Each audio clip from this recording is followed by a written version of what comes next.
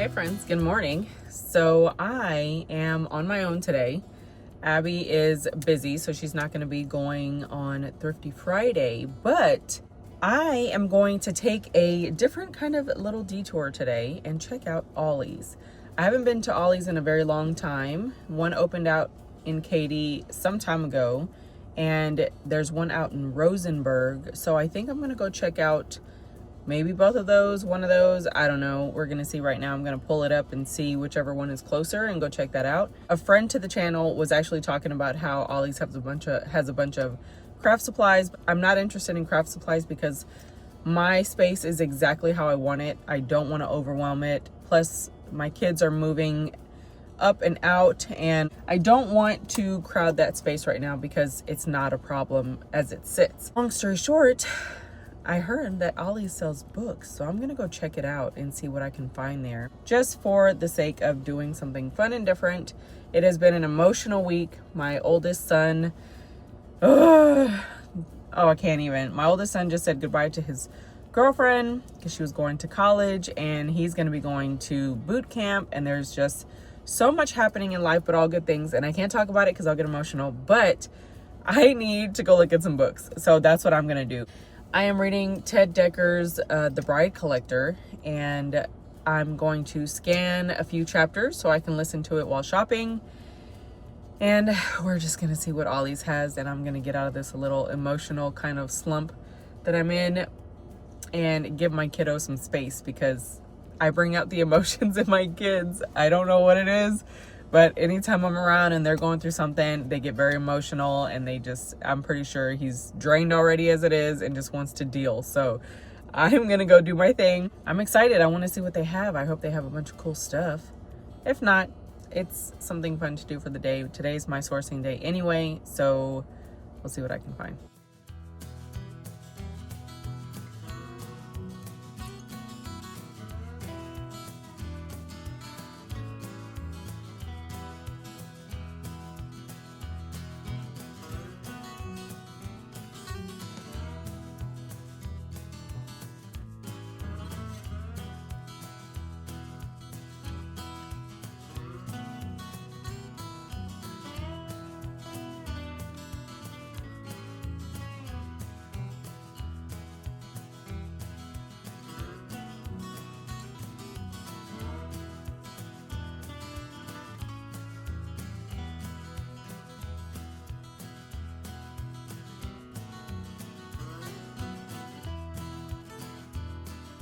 Okay, so I'm here. I went in already, took about 30 minutes, kind of walked around, looked at everything.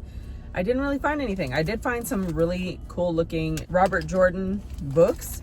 There was 2 3-book sets, which I thought were actually pretty cool. The only thing is that the one that I wanted, it had a single book that was only $3, and the full set was $13. And then I was like, I don't know if I want to pay $13, which is over $4 a book, compared to just $3 for the one book. So I was hemming and hawing too much, and I just decided not to get it. Anyway, I did find these though. Cute little paper clips. They did have a bunch of craft stuff, but like I said, I'm not trying to find anything for my craft room. But this I got for my books. That would make adorable little bookmarks.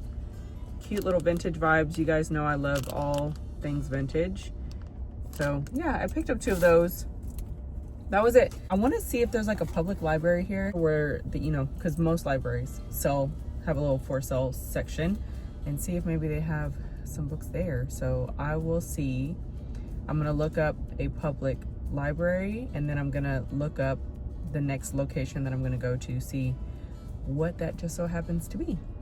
Check it back in with you guys in a bit.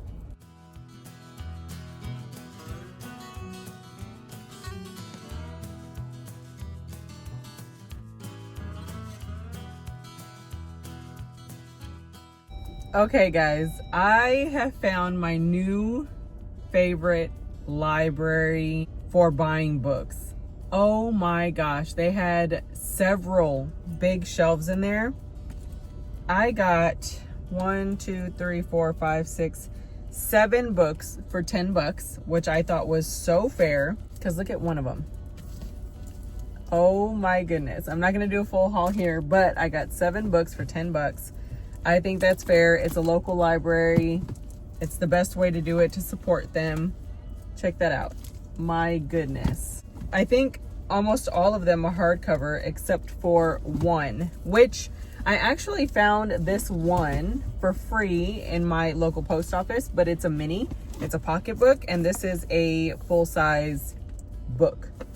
So I'm excited. I feel like that was a nice success. So it is $140 right now. I'm gonna see if there's a place that's kind of close, and if there is, I'm gonna check it out and see what I can find. Okay, there's not many, but there are a few new titles. I've never been to the store, so I didn't know what they would have, but there are a few that I think I'm gonna get.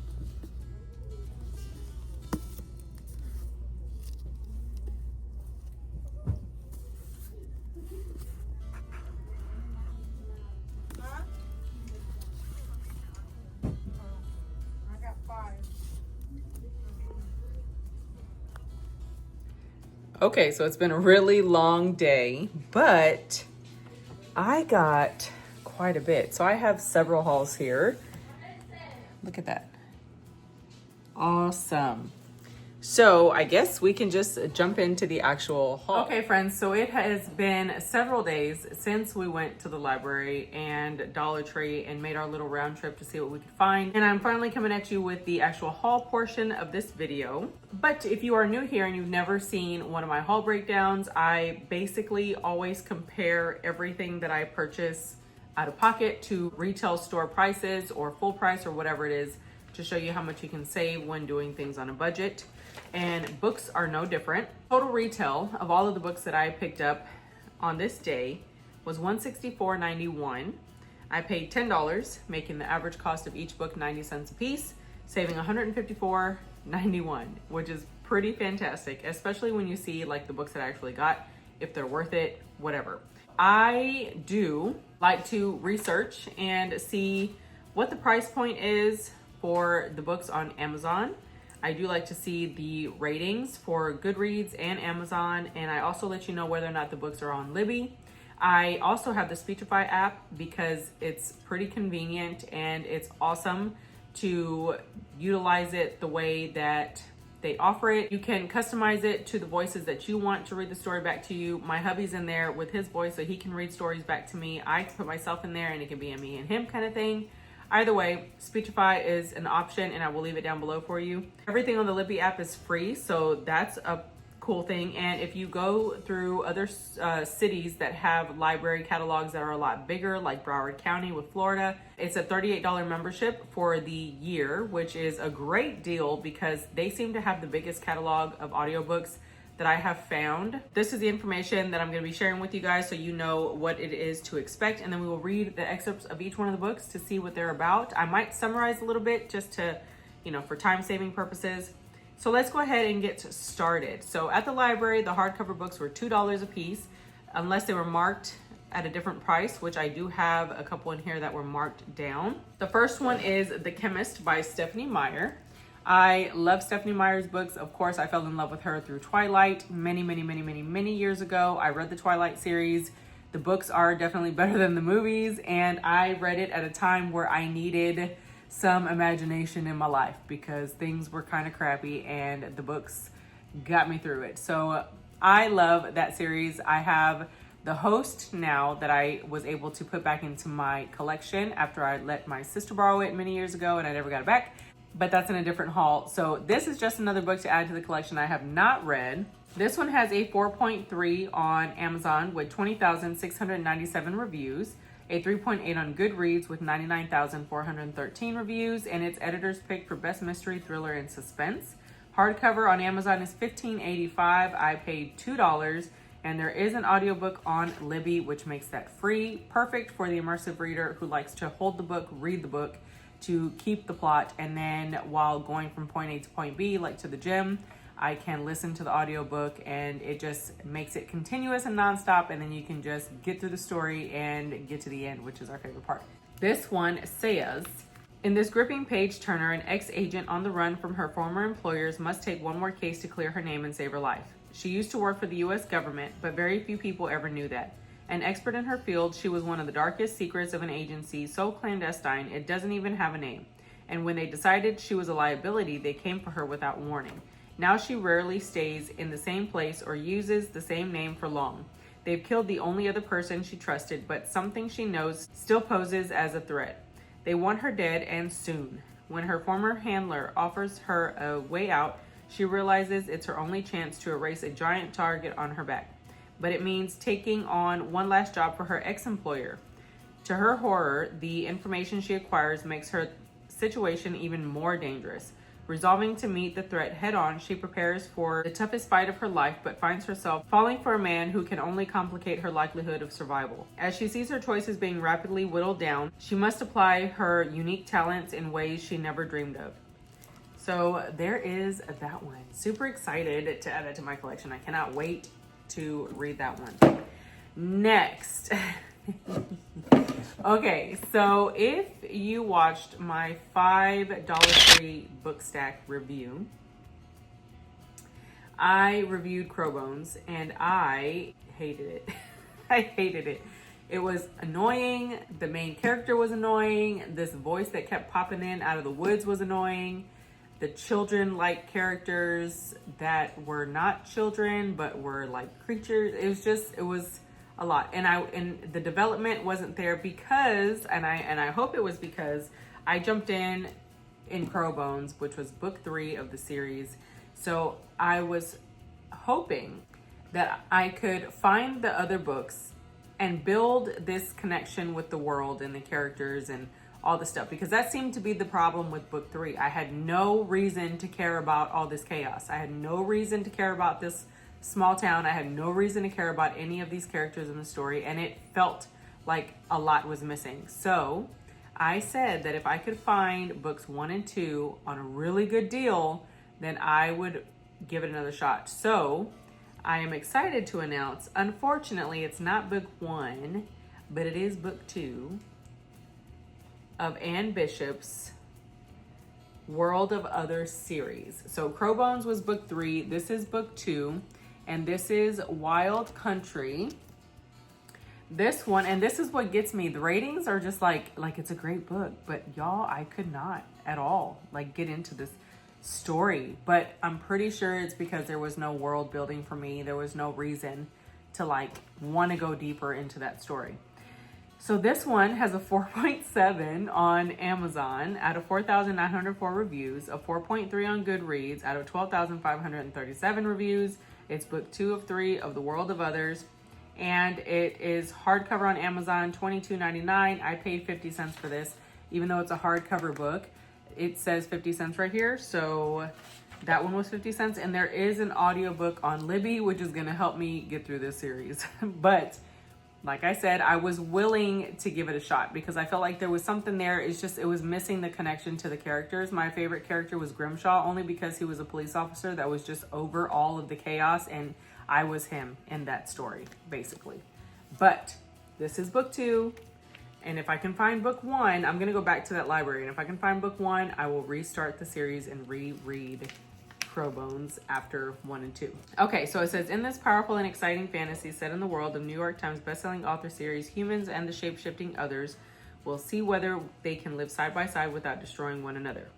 There are ghost towns in the world, places where the humans were annihilated in retaliation for the slaughter of others. One of these places is Bennett, a town at the northern end of the Elder Hills, a town surrounded by wild country. Now efforts are being made to resettle Bennett as a community where humans and others live and work together. A young female police officer has been hired as a deputy to a Wolf Guard sheriff. A deadly type of other wants to run a human-style saloon, and a couple with 4 foster children, one of whom is a blood prophet, hope to find acceptance. As soon as they reopen the stores and the professional offices and start to make lives for themselves, the growing community attracts the attention of humans looking for profit. And the arrival of the outlaw Blackstone clan will either unite others and humans or bury them all. So, there's that. I'm willing to give it a shot for 50 cents. I paid $1.25 for Crowbones at Dollar Tree. The cover was gorgeous. It was so promising. I would reach for it, but then I got to get out of my chair and stuff. But it was so promising, and I was so stoked to get into that book. And I think I might have hyped it up way too much because everybody kept out polling it for other books. And I feel like maybe I was just too excited. And then whenever I got into it, it let me down. I don't know. Whatever the reason is, I'll reread it again if I can find book one. Next, we have Karen Robards' Darkness, New York Times bestselling author. This is a really cool looking book. It is a hardcover. This one, it has a 4.3 on Amazon out of 2,429 reviews, a 3.8 on Goodreads with 3,930 reviews. It is editor's pick for best romance, and it is $12.09 hardcover on Amazon. I paid $2, and there isn't an audiobook on Libby for this. So how this would work is I would read the physical book, and if I want to continue listening to the story, which I most likely do because in the mornings when I go to the gym, I'm by myself. So what better time? It's about a 30-minute drive to my gym. So I will just scan pages in the book, and it does clean scans. It has a light so you can get a full page clean text, and it tells you how long it would take to read out those pages. So I would scan about 30, 35, 45 minutes of pages and just listen to them in the car ride. So Speechify is awesome for that because it's convenient. If there is no audiobook available, you don't have to buy one, and it's not on Libby. You can use the Speechify app, and you go through so many more books than you would ever need to pay for as audiobooks, if that makes any sense. In other words, your membership is absolutely worth your money. Okay, so this one says, oh, this one is really long. I'm gonna shorten that up. It says, there's a storm brewing. Boom. That's the sound that changes everything for Dr. Gina Sullivan, a renowned ornithologist on a group research grant trip on the remote island of Attu, Alaska. When an everyday outing turns sinister on the outset of one of Attu's infamous storms, Gina expects thunder and lightning, but what she doesn't see coming is a small jet plane that drops out of the sky and into the water mere feet from her boat. Even more unprecedented, there's a sole survivor from the crash, and he needs Gina's help. But it turns out that rescuing the stranger and getting them both out of the oncoming storm is just the beginning. Because the more Gina learns about James Callahan, he of brooding eyes and muscled frame, the more she fears for herself and for him. Cal has made a career of trading on government secrets and emerging unscathed until a routine pickup goes horribly wrong and lands him in ice-cold water, literally. He knows the plane crash was no accident and that there could very well be an enemy force currently combing the Alaskan island, ensuring there were no survivors. So that's that. I am excited for that one. And then we have The Deadlands by Benjamin Percy. It has a little blurb on here from Stephen King, and it says, "Good God, what a tale, don't miss it." If there were ever anyone I trusted to give a quick blurb, it would be Stephen King, especially like right on the front and center of this book. That's pretty cool. Anyway, so this is Deadlands. It has a 3.9 on Amazon out of 420 reviews, a 3.4 on Goodreads with 3,933 reviews. It's editor's picked for best mystery, thriller, and suspense.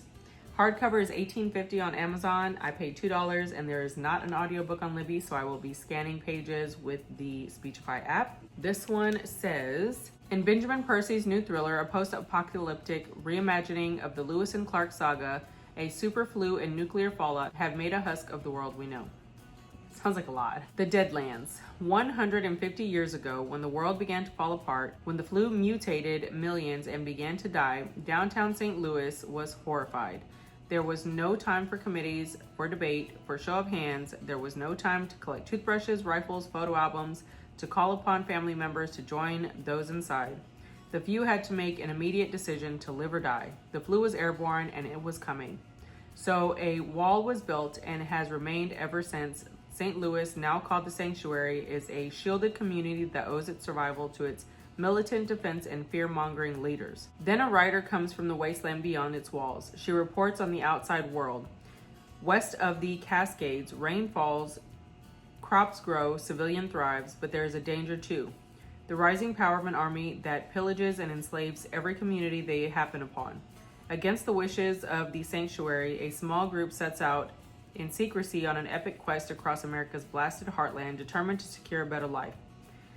Led by Lewis Meriwether and Mina Clark, they hope to expand their infant nation and reunite the states, but the sanctuary would not allow them to escape without a fight. So very Walking Dead vibes, maybe without zombies. Okay, next we have The Dark Room.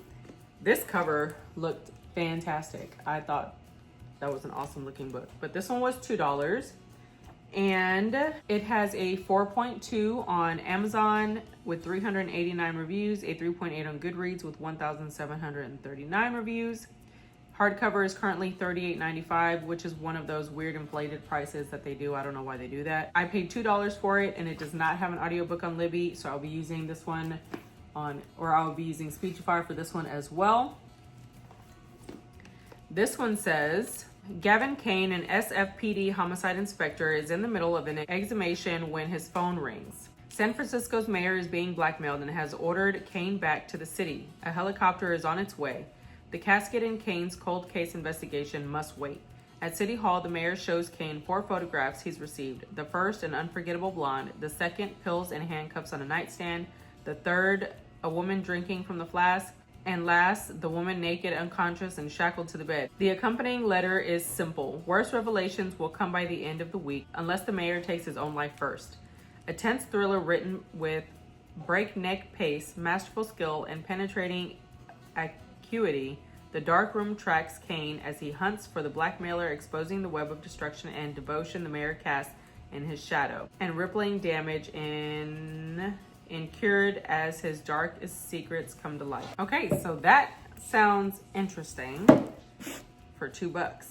Next is the Avengers Destiny Arrives. This is pretty cool. I did pick it up originally for my oldest son, but I think I will let Boogie read it first if he's willing, because I still have to bribe him to read because he's not a fan. But if he doesn't want to, then I'll just pass it on to my oldest, because he does collect Marvel stuff, and there is some pretty cool art throughout this book, and I think he'll like that. So you can't see it because it's too bright. I had to put my light on because it's gray and gloomy outside, but it's got pretty cool art in there. So I'm not going to read the excerpt from this because I'm not reading this book. Hardcover is $17.86 on Amazon. It does have a 4.6 on Amazon with 168 reviews. It has a 4.4 on Goodreads with 407 reviews, and it's part of the Avengers Endgame series of 2 books. And this one was actually 50 cents, so that was great, instead of paying $2 for the hardcover. And there is an audiobook on Libby, so that's pretty cool. I could probably get Boogie to read it if I can bribe him with a $5 book reward. Last one from the library, it is paperback. What's pretty cool is this one I paid $1 for, and then whenever I went to the trading library situation at our post office, I got the small pocket version. So I have one for myself and one for my oldest if he's willing to read it, because it is kind of a long book, but there is an audiobook on this, so I might be able to get him to read it.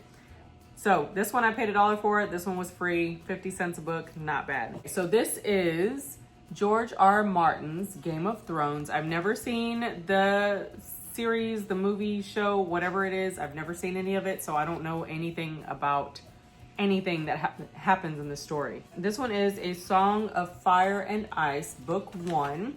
Pretty cool thing is that there's a blurb on the back that says grabs hold and won't let go, it's brilliant, by Robert Jordan. And I did read Robert Jordan's Warrior of the Altai, which I very much enjoyed.